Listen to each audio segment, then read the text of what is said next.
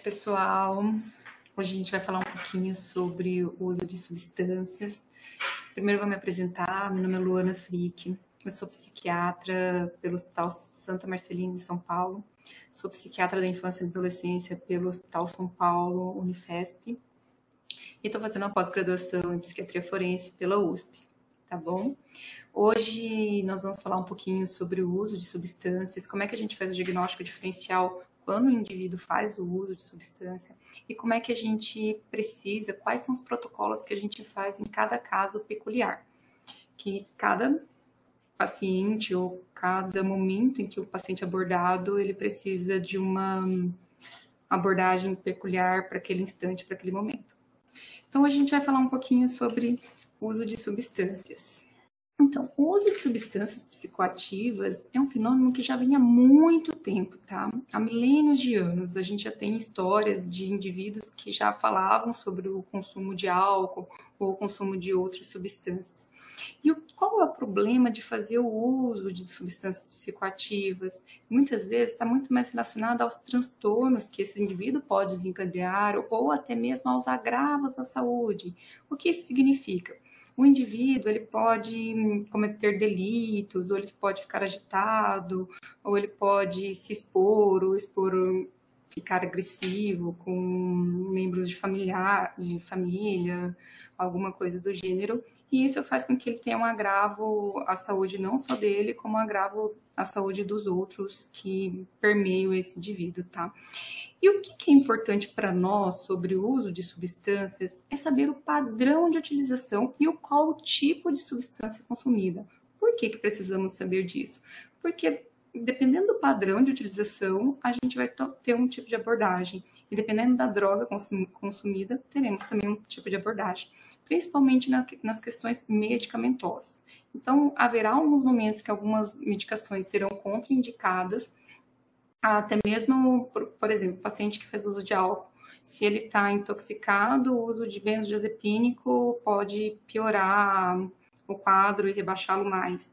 E no caso de um paciente que está com abstinência de álcool, o uso de benzodiazepínico se torna necessário. Então, pelo mesmo uso da substância, em momentos que ele foi abordado, vai mudar o tipo de medicação e tipo de tratamento, tá bom? Então, vamos lá. Eu gosto muito dessa frase porque muita gente pergunta por que as pessoas fazem o consumo de droga ou utilizam as drogas.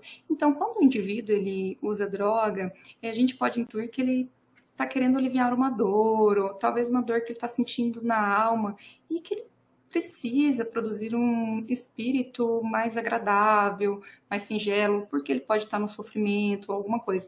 Então, ninguém simplesmente faz o uso da substância tentando, eu estou usando, mas eu uso só recreativo. Ele pode usar de uma maneira recreativa, mas é para se sentir mais agradável ou quando está tendo um sofrimento. Então, quando a gente está falando do uso de substâncias psicoativas, são substâncias que vão gerar uma dependência, são substâncias que têm algo a mais que esse indivíduo não consegue ficar sem elas. Então, não é simplesmente fazer um uso de uma medicação, de uma coisa que não faz bem. Esse indivíduo fica mesmo dependente, busca o consumo dessas substâncias, porque é algo muito prazeroso para ele, tá bom? Então, nós vamos começando a falar da epidemiologia. Ao contrário do que muita gente pensa, a substância que causa maior agravo é uma substância lícita e é a substância mais consumida em todo o mundo, que é o álcool. Muito ao contrário do que toda a população pensa, que fica muito preocupada com o uso da maconha, com o uso do crack ou da cocaína, não são essas substâncias que vão levar maiores índices de morte, pelo contrário, é o uso do álcool. Então, quando a gente está falando do indivíduo, que ele é alcoólatra, a gente tem que ter a sensibilidade que esse indivíduo é o que corre maior risco de vida, não só dele, mas também esse indivíduo é o que causa maior exposição do risco de vida de outras pessoas, porque é a substância que causa maior agravo. de todas elas. Então, o álcool é a droga ilícita mais consumida em todo o mundo, tá? Cerca de aproximadamente 2 bilhões de pessoas fazem o consumo de bebida alcoólica. Isso equivale a 40% da população mundial. Uma coisa que eu acho muito importante falar aqui para vocês, que cerca de 2 bilhões de pessoas consomem bebidas alcoólicas e cerca de 2 milhões de pessoas morrem em decorrência desse uso de álcool. Então, assim, o álcool ele é responsável por quase 4% das mortes em todo mundo. Então, se a gente fizer um levantamento, qualquer droga que causa maior prejuízo ao indivíduo e em toda a população, não é a maconha, não é o crack, não é a cocaína, é o álcool, tá? Então, o álcool, ele é uma droga que ele é muito consumido e principalmente por ele ser lícito. E as pessoas vão consumindo e não conseguem notar esse prejuízo que o álcool vem ao longo da vida dos indivíduos, não só que fazem uso do álcool, mas daqueles que o permeiam. O álcool, quando a gente fala que ele é quase 4% das mortes em todo o mundo, eu queria lembrar para vocês que isso equivale a muito mais do que as mortes causadas por tuberculose, por HIV e outras doenças clínicas. Então, o álcool é uma coisa que deveria ser mais falado pela mídia e que ele é muito desvalorizado, mas o risco dele é muito alto. Ele é o fator causal de 60 tipos de doenças clínicas e ele é a terceira causa de morte por doenças clínicas. Então, ou seja, o álcool é algo que cursa com prejuízo muito significativo. Das substâncias ilícitas, quando a gente faz um levantamento, 5,2% da população mundial está fazendo uso de drogas ilícitas ou já experimentaram, tá? Quando eu falo dessas porcentagens, eu não falo assim numa questão de dependência ou um quadro de um uso recreativo. Estou falando de pessoas que já usaram e consomem drogas durante um ano. Atualmente, no último levantamento, 5,2% da população mundial consome drogas ilícitas, tá?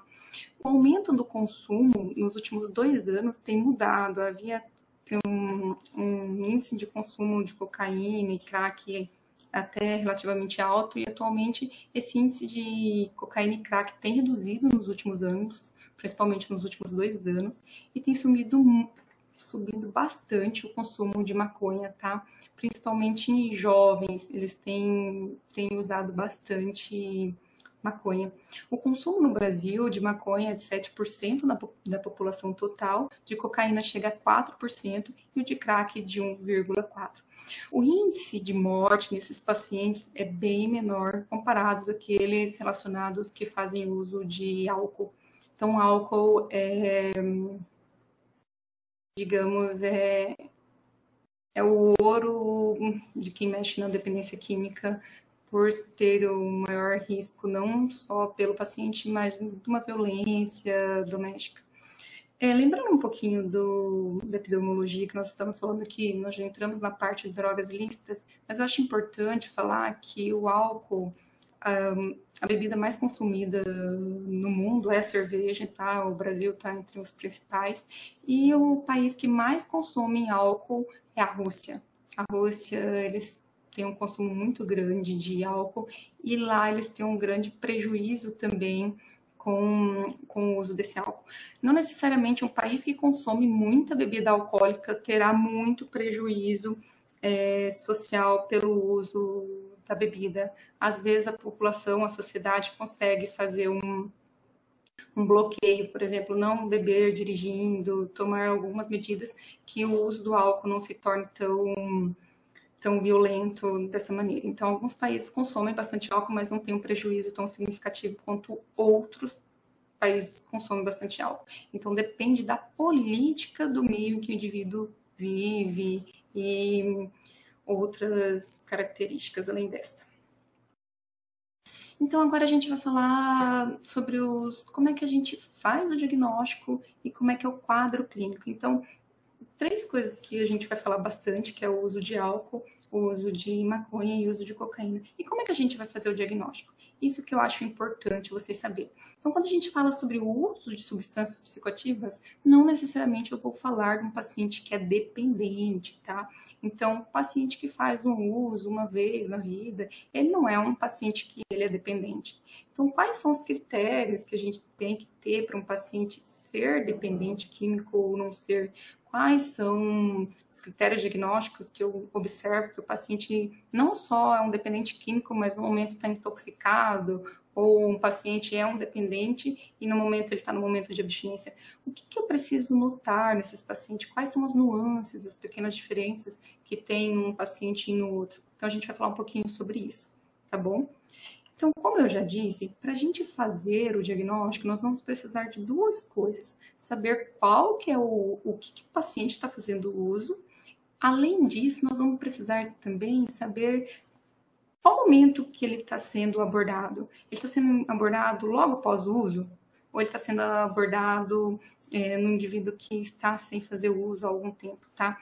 Então, o que é importante a gente ter em mente é o momento que o paciente foi abordado e qual a substância que ele está fazendo uso.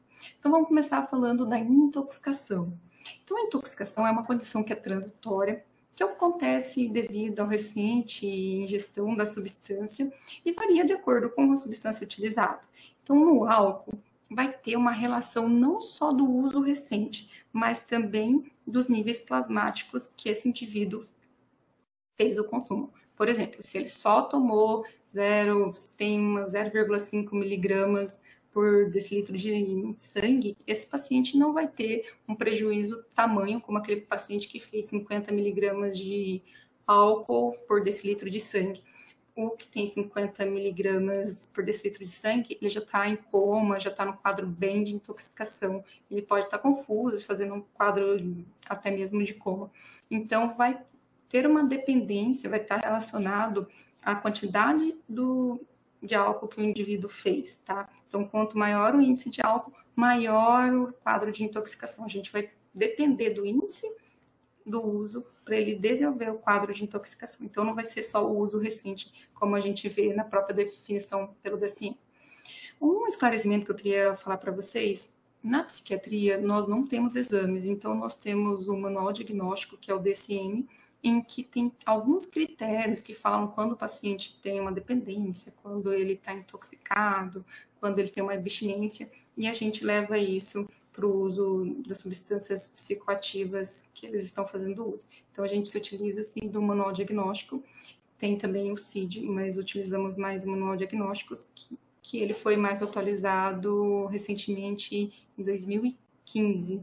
Saiu a 5ª versão do DSM, tá bom? Quem quiser dar uma olhada. Então, vamos falar sobre continuando falando sobre o álcool. Independente, assim, do uso do indivíduo, o que a gente nota quando esse indivíduo chega a um quadro de intoxicação que já está com um nível plasmático um pouco mais alto, ele não só ele pode já ter entrado num quadro de confusão mental, mas esse indivíduo ele começa a ter um quadro de ataxia, que tem um quadro de andar com os membros mais alargados para conseguir ter um equilíbrio, tá? Ele pode ter um quadro de nistagmo, que é a frequência dos olhos ficar olhando para um lado e para o outro de uma maneira bem rápida, vai ter uma fala pastosa, ele pode ficar com rubor facial e ele vai ter uma irritabilidade, uma atenção prejudicada. Geralmente, esses são os sintomas mais marcantes. No entanto, eu queria deixar aqui claro que nem sempre o paciente vai apresentar todos esses sintomas, principalmente se ele está, por exemplo, começou a fazer o uso do álcool, ele não está no quadro de intoxicação ainda, então ele só vai ter um prejuízo da crítica, da realidade, vai ficar mais alegre, depois que ele começa a andar com a marcha mais alargada, e assim sucessivamente, até chegar num quadro até de confusão mental, tá bom? Quando a gente fala sobre o quadro de intoxicação com a cocaína e com o crack, eles não vão ter dose plasmática dependente, então a gente não precisa estar aumentando o consumo para que ele faça o quadro de intoxicação. Então ele vai usar apenas uma única dose e ele já vai apresentar o quadro de intoxicação, ele já vai ficar muito mais eufórico, ele vai ter aumento de energia, vai conseguir falar mais e esses sintomas vão desaparecer alguns minutos depois ou até uma hora. Claro que se esse indivíduo fizer uma dose muito mais alta do que ele era acostumado a usar, ele vai ter uns sintomas mais exuberantes, mas não necessariamente ele vai precisar estar aumentando a dose como o álcool para fazer o quadro de intoxicação. Então, ele usa apenas uma vez e ele já apresenta o quadro de intoxicação, tá bom? Como a própria definição pelo DSM. O quadro de maconha, os pacientes, indivíduos que usam maconha, também é semelhante ao do uso de cocaína e do crack. Então, o paciente faz o uso de maconha e ele já passa a apresentar os sintomas. Quais são esses sintomas que esses indivíduos apresentam? Geralmente, os ansiosos gostam muito de usar maconha, porque a maconha causa uma sensação de bem-estar, de relaxamento. Esse indivíduo começa a ter risos imotivados, ele tem uma sensação, de uma percepção sensorial, tátil principalmente, mais aguçado. Então, quando alguém toca nele, ele sente um prazer mais intenso. Mas ele tem um aumento da percepção, não sensorial só tátil, mas como uma percepção de outros sentidos. Quando a gente fala de aumento da percepção sensorial, a gente está falando do aumento da percepção dos nossos sentidos, do sentido visual, auditivo, gustativo. Então, esses indivíduos, eles tendem a dizer que eles tudo fica mais brilhante, tudo fica mais alegre, tudo tá bem, tá gostoso, tá bom? Então, eles têm aumento na percepção em geral, mas principalmente na percepção sensorial tátil. E agora nós vamos falar da dependência. Então, até o momento, nós falamos como acontece a intoxicação por uso dessas substâncias. Agora eu vou falar como a gente faz o diagnóstico de dependência. O diagnóstico de dependência vai ser o mesmo para qualquer substância, não só do álcool, como da cocaína, do crack e também da maconha. Então, os indivíduos que são dependentes, eles vão ter um conjunto de fenômenos fisiológicos, tá? Então, quando eles vê a droga ou ele vê o álcool, ele começa a ter alteração intestinal, como dor de barriga, começa a ter tremor para sentir vontade de usar a droga. Não só vai ter um conjunto de fenômenos fisiológicos, comportamentais e cognitivos, o qual vai fazer com que esse indivíduo fique como prioridade na vida dele só o uso da substância. Ele não consegue ter pensamento de fazer outra coisa. É como se o repertório desse indivíduo tivesse restrito ao uso da substância. Ele não consegue elaborar outras coisas, aumentar o repertório para outras coisas. Por exemplo, hoje eu vou sair com a minha família, ajudar os meus filhos a estudar, nada disso. Ele passa a vivenciar e viver só em prol da substância. Ele não consegue esquecer essa substância. Então, quando ele vê a substância, ele fica mal, ele sente sintomas somáticos, ele não consegue pensar em outra coisa, então os comportamentos dele, eu vou mentir para minha esposa que eu preciso comprar tal coisa para conseguir o dinheiro, para conseguir comprar a substância. Então, ele não consegue fazer nada além disso. O repertório dele se torna muito restrito só em prol do uso de substância. E quando eu digo que um paciente é dependente, ele precisa ter alguns critérios. Esses critérios precisam ter duração de 12 meses, tá? Então, é um indivíduo que ele vai ter um abandono progressivo, sabe? De outros prazeres na vida em função do uso. Ele não consegue fazer outras coisas a não ser o próprio uso. Tudo é melhor fazer o uso do que outra coisa. Nada aumenta o interesse dele a não ser o uso, o consumo da substância, tá? Ele tem uma dificuldade de controlar o comportamento de consumir a substância. Quando ele vê a substância, ele tenta não consumir a substância, mas é algo que ele não consegue. Muitas vezes, ele não consegue não só não consumir a substância, como ele não consegue dar um limite de, vou iniciar agora, vou parar de usar agora. Ele pode iniciar e não conseguir parar por 3 dias fazendo o consumo da substância. E os níveis de consumo podem se tornar também cada vez maior. Então, a vida dele fica em prol do uso, do consumo da substância. Ele vai ter um forte desejo em consumir essa substância, ele não consegue pensar em outra coisa, ele não consegue pensar em outros repertórios, tá? Ele sempre está naquele desejo, eu preciso consumir. E isso acontece também quando a gente fala de dependência comportamental. A pessoa passa a ter um comportamento bem restrito àquilo que ele deseja, ele não consegue pensar em algo melhor para fazer, não consegue, ele só consegue lembrar isso como se isso fosse a fonte de maior prazer e que não tivesse outras fontes de prazeres na vida, tá? Ele pode ter uma síndrome de abstinência quando ele fica sem consumir a substância, ele começa a ter crise, como uma fissura intensa no caso de maconha, crack, cocaína, ou uma crise mesmo de abstinência, sem ser uma própria fissura, como não acontece no álcool, tá? Em que o indivíduo pode ter sim uma fissura de querer consumir o álcool, mas ele vai ter os sintomas mais físicos, como tremor, sudorese, alteração autonômica. E ele vai ter uma questão de tolerância também. O que é a tolerância? A tolerância é quando o indivíduo ele tem necessidade de consumir cada vez maiores quantidades da substância sem ter aquele efeito inicial desejado. Por exemplo, antes o indivíduo fazia uso de maconha e se sentia extremamente relaxado, tranquilo. Hoje ele faz uso de maconha, ele fica relaxado, mas ele precisa usar um pouquinho mais para ficar mais tranquilo, como era antes. Então, ele sempre busca o prazer do primeiro uso. E muitas vezes ele precisa subir as dosagens para conseguir adquirir aquela sensação que tinha previamente no primeiro uso. E agora nós vamos começar a falar do diagnóstico de abstinência. Então, nós falamos de 3 diagnósticos: o diagnóstico de intoxicação, o diagnóstico de dependência, e agora nós vamos para o último, mas não menos querido, que é a abstinência, que é uma coisa bem séria também.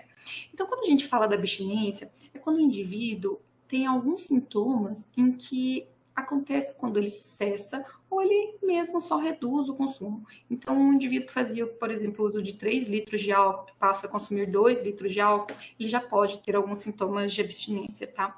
E esses sintomas, eles podem ter uma gravidade variável. Vai depender do consumo crônico desse indivíduo. Se esse indivíduo usar, por exemplo, uns 5 litros de destilados e há 20 anos, 30 anos, às vezes reduzir o consumo já vai fazer ele ter uma crise de uma convulsão, tá? Então, depende da quantidade que esse indivíduo vem fazendo uso crônico e também vai variar do tempo que esse indivíduo está fazendo uso. Então, um indivíduo que está um bebedor crônico que tem 23 anos e começou a beber com 17 anos, muitas vezes quando ele para de fazer o uso ou reduz o consumo de álcool, ele não vai produzir sintomas de abstinências tão graves como aquele vozinho que já faz o uso há 40 anos, tá? Ele pode ter só um tremor, mesmo que esteja bastante o consumo, pode não apresentar os sintomas tão graves como aquele vozinho que já faz uso há muito mais tempo. Então, o álcool, como eu disse para vocês, quando o indivíduo está na abstinência, é uma indicação de internação, é uma coisa muito séria, tá? Realmente, a abstinência de álcool mata.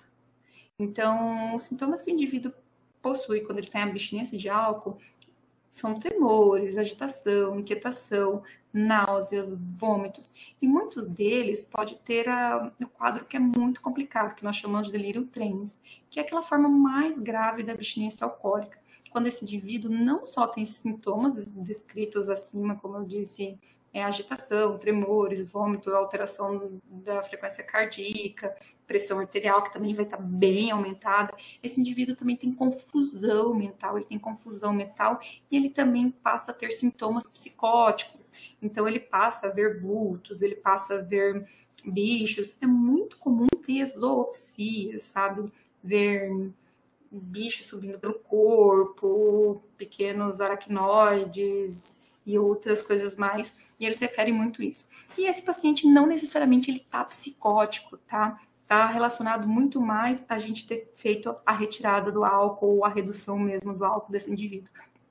O que muda, que a gente pode dizer assim de um quadro para o outro, da psicose, da alucinação verdadeira para a alucinose, é que conforme a gente vai tratando esse indivíduo, ele vai apresentando melhora desse quadro de zoopsias. Então ele fala assim, olha, eu achava que tinha um bicho aqui, mas eu tô vendo que não tinha mesmo esse bicho, eu acho que era algo da minha cabeça. E quando é uma alucinação franca, que é um quadro psicótico, esse indivíduo não apresenta essa melhora, esse indivíduo, ele não tem essa crítica que é algo da cabeça dele, ele realmente acredita que aquilo está acontecendo e isso não é redutível. Tá? Isso muda de um diagnóstico para o outro e posteriormente eu posso até falar um pouquinho mais para vocês se vocês quiserem saber mais sobre isso, tá bom?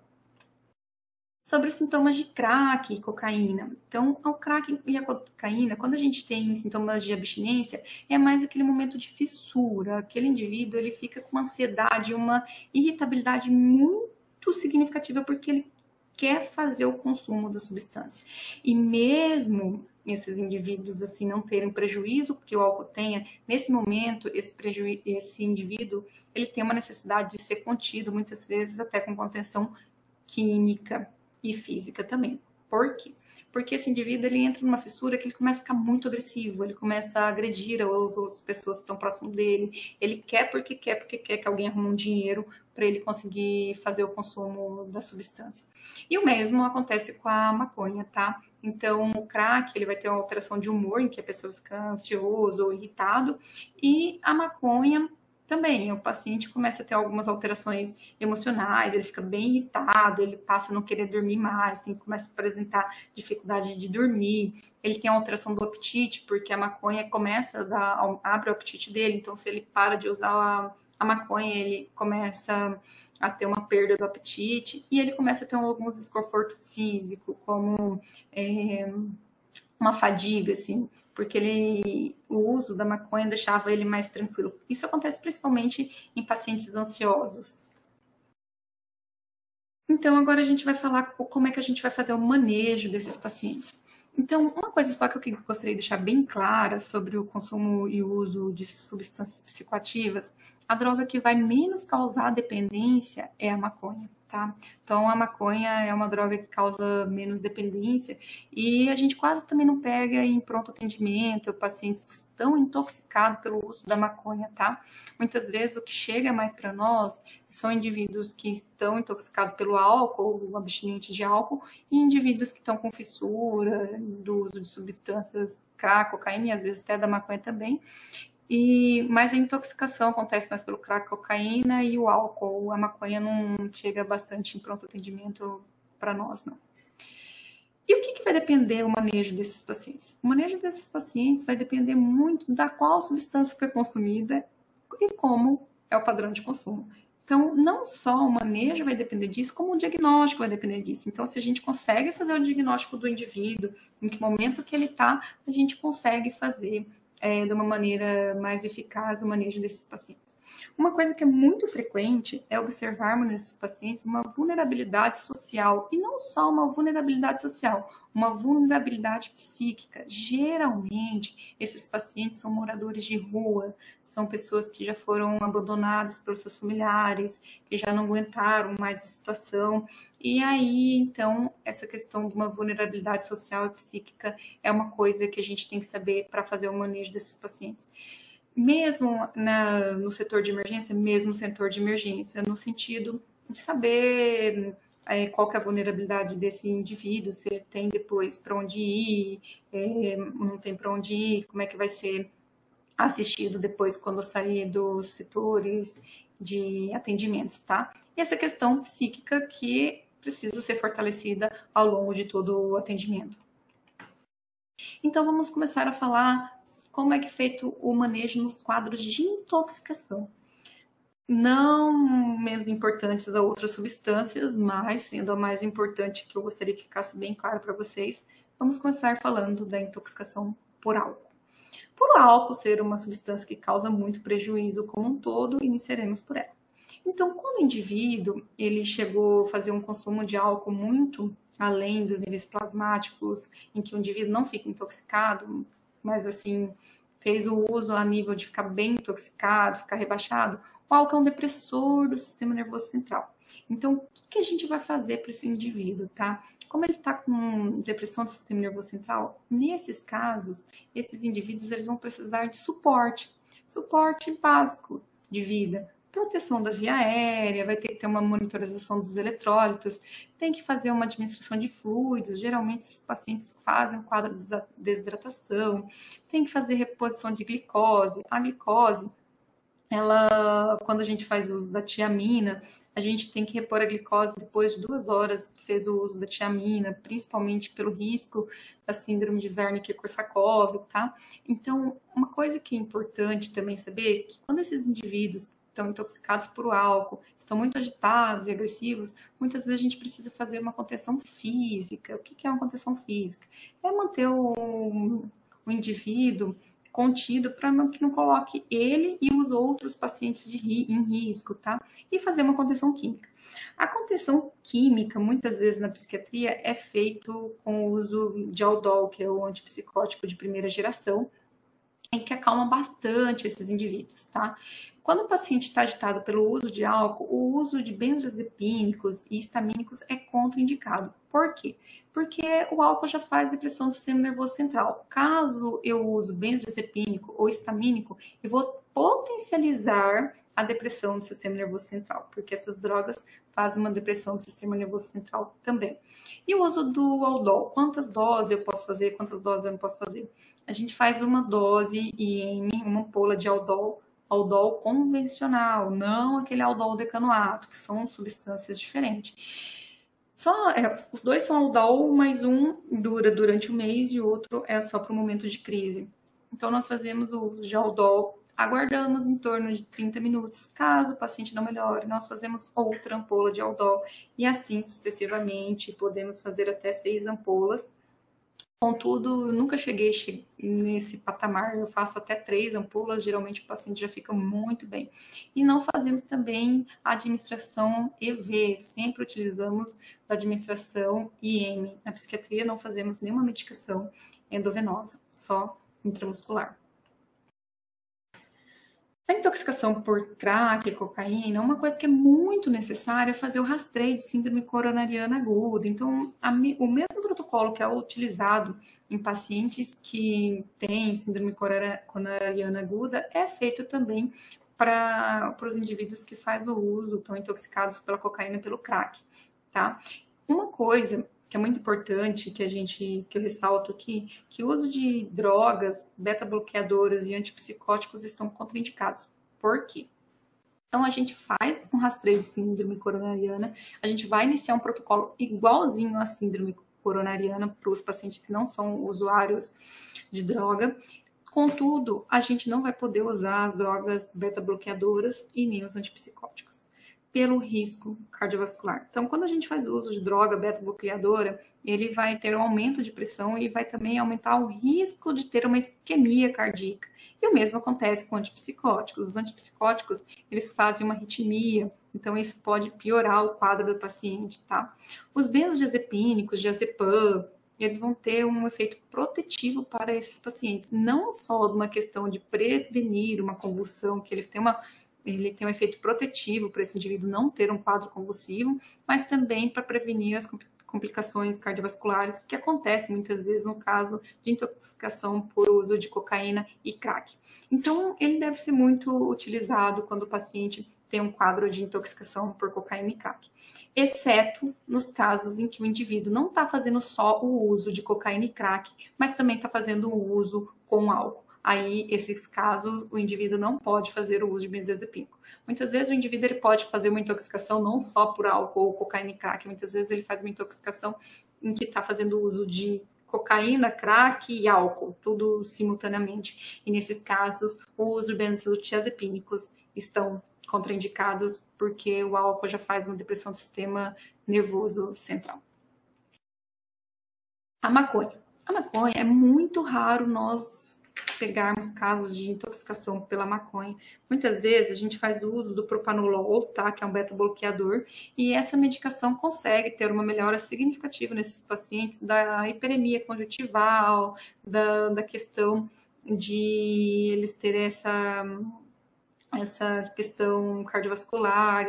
Esses pacientes ficam muito bem com o uso de propanolol, tá? É a droga de primeira escolha, muito pouco utilizada, porque muitas vezes a gente não vê quadro de intoxicação somente por maconha. Muitas vezes o paciente já está usando maconha e outras substâncias concomitantes.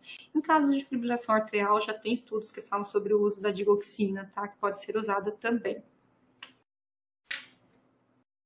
E agora, vamos começar a falar quais são os protocolos que a gente faz nos casos de abstinência, começando novamente pelo álcool, né? Então, os casos de intoxicação e abstinência, uma ressalva que eu quero fazer para vocês é que nesses Ambos dois casos, nós precisamos ter um cuidado muito significativo com esses pacientes. Muitas vezes eles vão precisar ser internados ou, no mínimo, ficar em observação, tá bom? Então, quando eu tenho uma abstinência por álcool, eu vou ter que aliviar o desconforto desse indivíduo, prevenindo as complicações de forma direta ou indireta. Quais são as complicações que esse indivíduo poderia ter? Esse indivíduo poderia ter complicações como síndrome de Wernicke-Korsakoff e complicações como broncoaspiração. Então, a gente vai ter que fazer um suporte básico de vida inicial. A tiamina é sempre utilizada via intramuscular nos primeiros 3 dias, assim, é uma coisa que melhora muito o indivíduo e previne muito os quadros de síndrome de Wernicke-Korsakoff. Esses pacientes vão precisar utilizar de benzodiazepínicos. Então, uma coisa que eu queria que vocês notassem, que o uso de benzodiazepínico no quadro de intoxicação por álcool é contraindicado. Contudo, quando o paciente está na abstinência alcoólica, ele é prescrito, ele é necessário, tá? Porque ele atua no mesmo receptor cerebral que atua o álcool, então ele consegue tirar o paciente da síndrome de abstinência mais facilmente, tá? E o uso do benzodiazepínico vai depender da gravidade dos sintomas. Quando o paciente está muito grave, tem, por exemplo, reduziu um pouco do álcool a 6, 7, 8 horas, já teve uma crise convulsiva, está super confuso, não está muito grave, a gente pode fazer benzodiazepínico, diazepam até de 1 em 1 hora. Mas esses casos são casos singulares. Então, assim, a gente prescreve o benzodiazepínico dependendo da gravidade do caso. E eu vou falar um pouquinho como é que a gente sabe quando os casos são mais graves e quando são mais leves, tá bom? Então, os casos mais graves são aqueles indivíduos que têm aumento da pressão arterial muito elevado, a pressão desses pacientes faz uma pressão convergente, tá? Em que a pressão diastólica, ela é um pouquinho mais alta do que a sistólica, tá? E esses indivíduos apresentam uma frequência cardíaca que vai de 110, 120, quando a abstinência é bem alta, e eles têm tremores grosseiros de extremidades, eles tremem como se estivesse tocando um pandeiro, eles brincam, inclusive, quando a gente faz o atendimento deles, não, nunca toquei pandeiro, é o nível de tremor que esse indivíduo está apresentando. Se ele faz um tremor fino de extremidade, é que a gravidade dos sintomas é um pouquinho menor. Então, se ele ter bastante tremor, ter bastante vômito, ter bastante alteração de sinais vitais, muitas vezes é que a abstinência dele está um pouquinho mais grave. A abstinência, o pior dia da abstinência é no 3º dia, do 2º para o 3º dia. Então, esse indivíduo ele tende a agravar nesses primeiros dias. Eles podem ter zoopsias também, começar a ver insetos e outras coisas. Então, o uso de benzodiazepínico, principalmente o diazepam, que é de longa duração, é um protocolo para salvar a vida desse paciente. Se não usar benzodiazepínicos, esse paciente corre risco de vida. Muitas vezes, se não usar os benzodiazepínicos, eles têm uma piora do quadro e eles podem ter uma crise convulsiva, pode ter um quadro de confusão mental intensa e eles podem sim vir a óbito, tá? São pacientes muito graves. Os pacientes que têm hepatopatias, que é uma coisa muito comum também a gente pegar em pacientes que fazem consumo muito significativo de álcool, a gente precisa fazer o uso de lorazepam. E como que eu sei que o paciente está tendo um prejuízo da função hepática? Nós solicitamos o coagulograma. Então, quando o indivíduo ele não está conseguindo ter um 100% da função hepática, tem uns 70% só de função, abaixo de 70%, a gente começa a usar o lorazepam, tá bom? E o uso do Aldol. O Aldol não é indicado para pacientes que têm abstinência de álcool, ele pode piorar os sintomas, inclusive. Contudo, tem aqueles pacientes que têm delírio tremens, que estão muito graves, que estão com alucinose, vendo vultos, a gente pode fazer o Aldol nesses casos reservados, e geralmente eu faço quando o paciente já está há 2, 3 dias da abstinência, que já deu uma melhorada, já passou do 2º dia, terminando ali o 2º dia, e eu entro com o Aldol para ver se essa questão de confusão melhora. Qual que é a dose para esses pacientes? A gente entra com dosinha baixa, muitas vezes a gente pode entrar até com 2,5 ou 5 miligramas de Aldol e ele já tem uma melhora significativa. Quanto ao uso do benzodiazepínicos, eu entro com benzodiazepínico diazepam de 10 miligramas, envolvendo a gravidade dos sintomas que o indivíduo está tendo. Se está bem ruim, eu costumo diminuir o espaçamento entre a dosagem de um e do outro, ou seja, aumento a quantidade do benzodiazepínico. Então, de início, geralmente eu entro com um comprimido de 6 em 6 horas e vejo se esse indivíduo começar a ter aumento de pressão, ficar muito ruim, tá tremendo muito, suando bastante, aí eu diminuo a quantidade do intervalo, eu coloco um comprimido de 4 em 4, continua ruim, um comprimido de 3 em 3, até esse indivíduo melhorar, tá bom? A abstinência por crack, cocaína, é uma abstinência que é muito mais tranquila. Na verdade, a gente está lidando com a fissura do paciente. É uma fissura, uma vontade de continuar fazendo uso, porque aquilo faz bem para ele. E nesses casos, a gente faz a contenção física, a gente faz o manejo da equipe para fazer uma contenção física e faz uma contenção química com aldol, tá? Então, aqui também é importante lembrar que no quadro de intoxicação por crack, cocaína, a gente contraindica o uso de antipsicóticos. E na abstinência, não. A gente faz o uso de antipsicóticos para o paciente ficar mais tranquilo e tal. No quadro de dependência, que assim, hoje eu queria falar para vocês mesmo, como que a gente ia fazer nos quadros emergenciais, como que a gente ia atuar nos quadros mais de emergência do uso de substâncias, e não tanto no quadro só de dependência, que isso é algo muito mais ambulatorial. Então, hoje eu vou passar um pouquinho sobre a questão da dependência, no manejo da dependência, mas eu queria que ficasse bem claro como que a gente vai fazer os protocolos nos casos de emergência, tá? Que é nos casos de intoxicação e abstinência das substâncias. Então, nos casos de dependência, tem algumas medicações que são aprovadas pelo FDA, tá? O disulfiram, tá? Que é o antiálcool, que ele é uma enzima irreversível, ele é um inibidor irreversível da enzima aldeído desidrogenase. E o que ele faz? Ele faz com que o paciente tenha o efeito a ressaca um pouco pior, mais grave. Então, esse indivíduo, se bebia X, ele ia ficar com dor de cabeça, náusea, e agora, com o uso de sulfiram, ele pode beber X, ele vai vomitar, ter dor de cabeça, ficar muito ruim. Então, esse indivíduo passa a ter medo de fazer o consumo do álcool, tá? É uma medicação que precisa ter autorização pelos familiares e pelo próprio indivíduo em fazer o uso, pelo risco que coloca o paciente. Então, ele pode ter uma piora dos sintomas e fazendo uso concomitante com álcool em doses altas, ele pode vir até a óbito. Então, não é uma medicação muito prescrita, apesar de ser aprovada pelo FDA. Não é uma medicação muito prescrita, eu falo em unidades básicas de saúde ou coisas assim. É muito prescritas em unidades terciárias, o HC, por exemplo, eles usam bastante, o disulfiram, a Unifesp também, eles costumam usar bastante, mas são pacientes que eles já tendem de uma maneira mais frequente e tal. A naltrexone é outra medicação que é padrão ouro, assim, eu acho muito boa para o uso de álcool, então ele é um antagonista do receptor opioide. Então, o que ele faz? Quando o indivíduo faz o uso de álcool, não é aquele prazer que ele sentia antes, então passa a ser algo que não tem muita valorização. Então, o indivíduo passa a deixar um pouco o álcool de lado, porque não traz o prazer que trazia previamente. E na dependência de crack, cocaína e maconha, não existem medicações aprovadas até o momento, mas a gente faz o uso de algumas medicações. A naltrexone pode ser usada nesses pacientes que são dependentes de crack, maconha e cocaína. A gente também pode fazer o uso do topiramato. Então, tem outras medicações que podem ser usadas, tá? Nos pacientes em que fazem o uso de substância, muitas vezes eles podem também ter comorbidades. E a gente precisa tratar essas comorbidades. Então, uma coisa que eu acho importante falar para vocês é que quando um paciente, por exemplo, que faz uso de crack e é um paciente bem depressivo, usar a amitriptilina, por exemplo, é uma medicação que vai cursar com maior risco de uma parada cardiorrespiratória.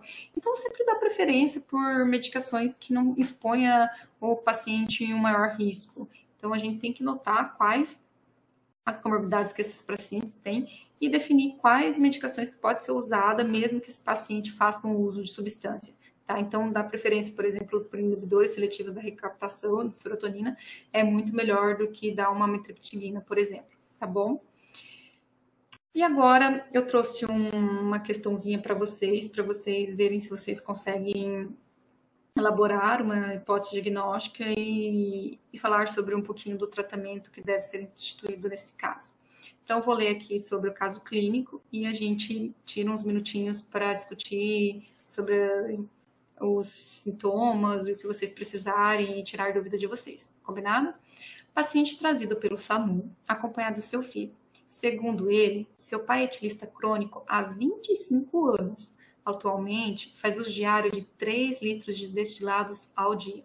Relata que há 2 dias, seu pai reduziu o consumo de álcool e hoje apresentou um episódio convulsivo. No presente, o paciente apresenta sinais vitais de 160 por 100, frequência cardíaca de 110, respiratória de 24, tremores grosseiros de extremidade, sudorese intensa, confusão mental e zoopsia. Declara que está vendo aranhas andando no seu corpo. Com base no quadro descrito, qual é a hipótese diagnóstica e qual o tratamento que deve ser instituído? Oi, pessoal, e aí? Qual a hipótese diagnóstica nesse caso? O que vocês acham? Então, vamos lá, tá? O que a gente precisa avaliar no paciente quando faz o consumo de substâncias psicoativas? Nesse caso, o filho desse etilista fala que ele faz uso só de álcool, tá? Seria necessário solicitar se ele fez uso de outra substância? Seria, tá? É uma coisa que é importante a gente saber se ele está usando outras substâncias concomitantes. Geralmente, o etilista, muitas vezes, ele tende a fazer o uso somente de álcool. Agora, quem faz uso de crack, cocaína, tende a fazer o consumo concomitante com álcool, muitas vezes, tá? E ele faz uso diário de 3 litros de destilado ao dia. Então, são 25 anos de dependência e são 3 litros de destilado ao dia atualmente. Então, assim, lembra que eu falei que ao segundo dia pode ter piora, tem uma piora do quadro de abstinência, no caso do álcool? Então, olha só, esse indivíduo, ele parou há 2 dias, ele reduziu, ele nem chegou a cessar o consumo do álcool e já apresentou um episódio convulsivo. Então, é um paciente que está um pouco mais grave. Então, um sinal de gravidade da abstinência alcoólica é ter um episódio convulsivo, tá? E esse paciente passa a apresentar alterações de sinais vitais. Então, esse paciente não só tem alteração de sinais vitais, como também tem tremores grosseiros de extremidade. Então, ele não só treme, mas ele treme de uma maneira bem grosseira. Tem uma sudorese intensa. Esses indivíduos tendem a molhar todo o corpo, ter que torcer a própria roupa, tanto que eles ficam suados, e ele passa a ter uma confusão mental e zoopsias também. Então, esse é o quadro grave de abstinência alcoólica, tá? Delirium tremens, que nós chamamos. Qual que é a hipótese diagnóstica? Isso, é um quadro de abstinência alcoólica, no caso dele, já está fazendo um quadro de delirium tremens, que é um quadro um pouco mais grave.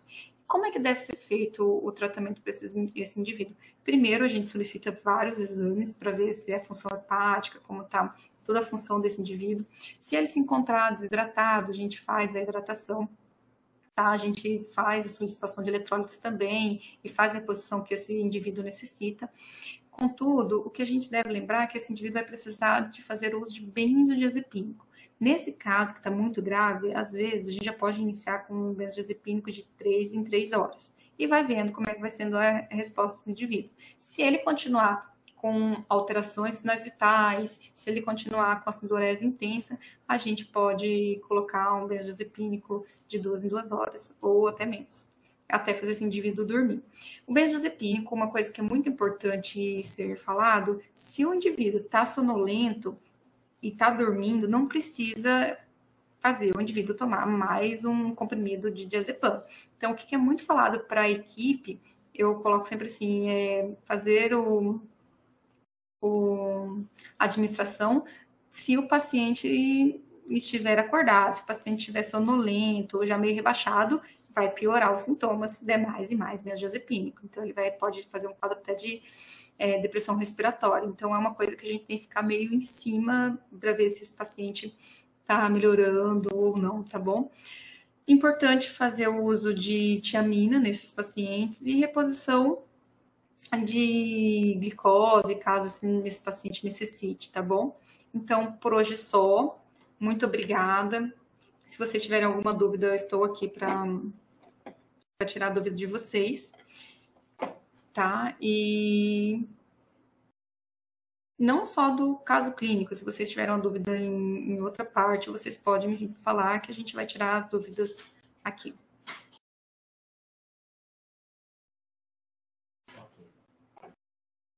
Olá, pessoal. E aí? Qual que é a perguntinha de hoje? Vocês conseguiram entender bastante como é feito o protocolo, como a gente faz o diagnóstico?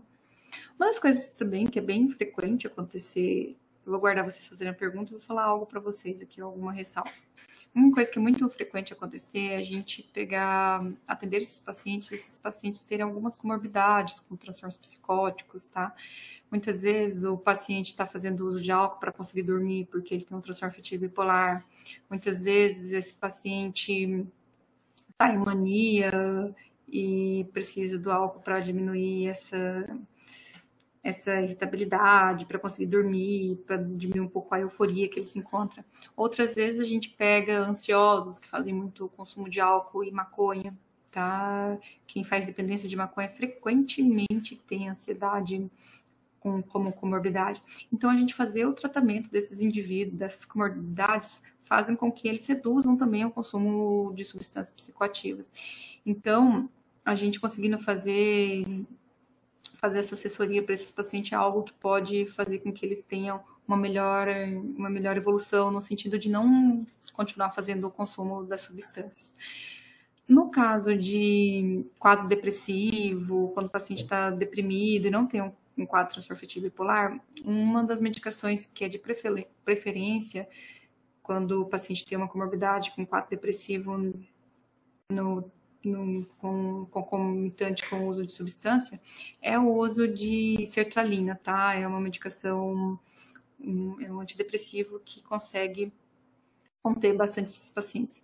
No caso de transtorno afetivo bipolar, a gente costuma usar ácido valproico, que é o Depakote, porque o lítio pode fazer uma intoxicação por lítio, a gente não saber se o quadro é de uma abstinência ou próprio uma intoxicação por lítio, porque eles passam a ter uma desidratação significativa. E quando tem quadro psicótico associado, está demonstrando muito a questão mais do transtorno mesmo mental, mais transtorno psicótico do que o do uso de substância, a gente pode usar outros antipsicóticos, mas isso quando o paciente está mais estável e não num quadro de abstinência, como eu falei, do álcool, tá bom? Pessoal, estou aguardando a perguntinha de vocês. A dúvida em alguma coisa?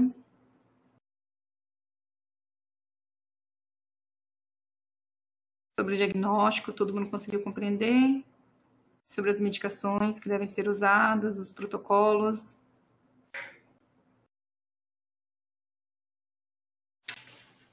Então é isso aí, pessoal. Qualquer dúvida que vocês tiverem, estarei à disposição. Vou guardar vocês uns 5 minutinhos aqui para vocês pensarem sobre tudo que foi dito hoje e, se vocês quiserem, estou à disposição, tá bom? Eu vou fazer uma pergunta para vocês. Vocês atuam bastante com paciente dependente químico? Vocês trabalham em UBS?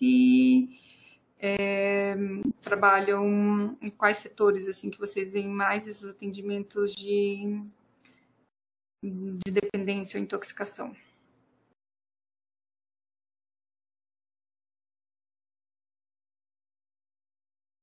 Sim, eu vou retornar, Murilo. Maurílio.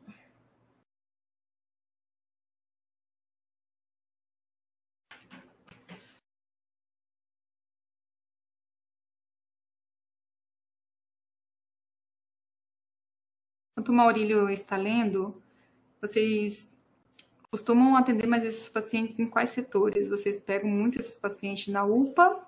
Chegam na questão mais de pronto atendimento em emergência? Ou vocês chegam a esses pacientes mesmo na UBS? Conseguiu entender o caso, Maurílio? Ah, que legal. A CAPES é um lugar muito bom de se atender. É uma coisa bem legal, assim.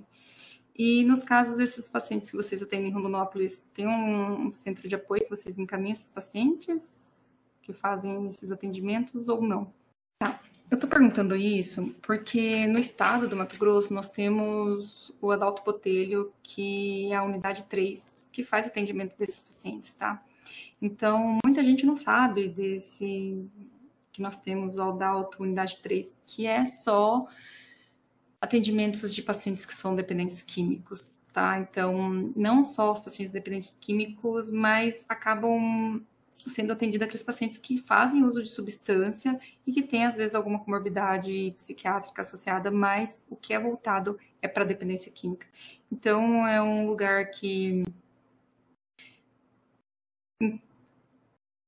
Ah, que legal. Então, é um lugar assim, de referência no estado, em dependência química, que é muito pouco utilizado, que é muito pouco conhecido pela população e pelos médicos, tá? Sobre as comunidades terapêuticas, é uma coisa que tem bastante repercussão aqui no estado. Eu já fui em algumas comunidades terapêuticas para ver como é que era o trabalho, e muitas vezes a comunidade terapêutica tem muito menos subsídio em lidar com esses pacientes do que o próprio hospital ou a própria CAPS-AD. Então, a gente tem que ter o discernimento de saber para onde que nós estamos caminhando esses pacientes, que pode ser algo até mais grave do que ele for por um pronto atendimento.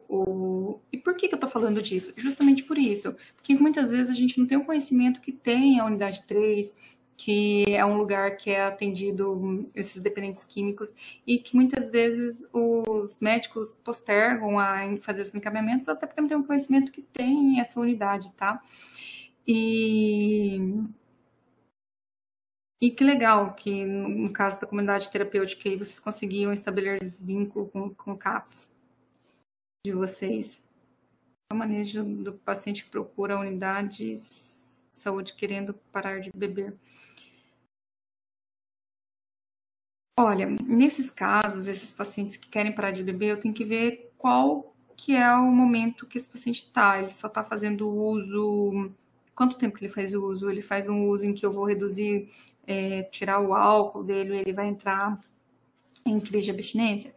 Se esse for o caso, o paciente está fazendo uso de álcool, ele quer parar de beber, está fazendo uso de 2 litros de álcool por dia e quer parar de beber. Aí você pergunta se ele tem crise de abstinência quando tira o álcool, se ele tem tremor, sudorese. Caso ele venha a ter esses sintomas, você pode passar um diazepam de 8 em 8 horas e fazer acompanhamento longitudinal desse paciente. Se ele está conseguindo ficar bem com os benzodiazepínicos sem ter sintomas de abstinência, e posteriormente você faz a retirada do benzodiazepínico e introduz na naltrexone, que não tem rede pública, tá? Por enquanto ainda não tem.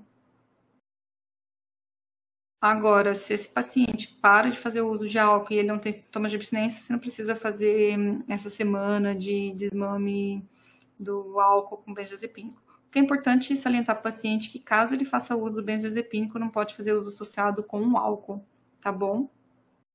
E como são, vocês têm conhecimento de como são os hospitais e as comunidades que fazem atendimento desses pacientes aí, em Rondonópolis e em outros lugares do estado? Como é que são feitos os protocolos? Porque isso é muito importante a gente saber, sabe? Porque muitas vezes, mesmo que esse paciente esteja no hospital geral, às vezes a conduta não está sendo adequada, às vezes o pessoal está achando que ele está psicótico e ele não tá psicótico. E o manejo do paciente dependente químico pela UBS. Então, o dependente químico, você fala dependente químico, o uso de maconha, crack, cocaína, isso que você quis dizer na dependência?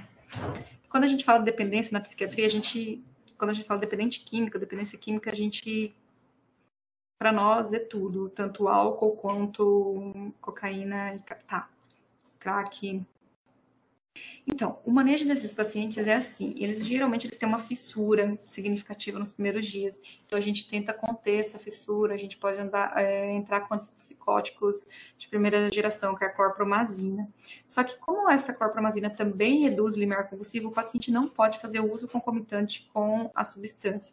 O que melhora muito o paciente dependente químico, tanto de dependência química em geral, álcool e outras substâncias, é você observar se esse paciente tem uma comorbidade. Então, quando a gente faz o tratamento da comorbidade desse paciente, ele tende a ter uma melhora muito significativa e até, às vezes, deixar a dependência.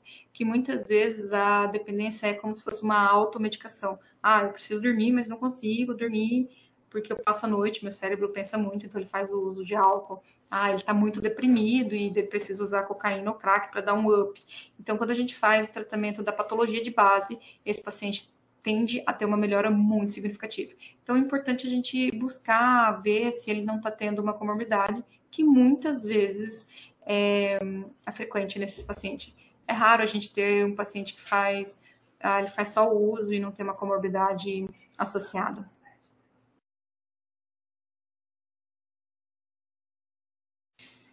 No caso desse independente químico, como foi perguntado pela Enieja, isso?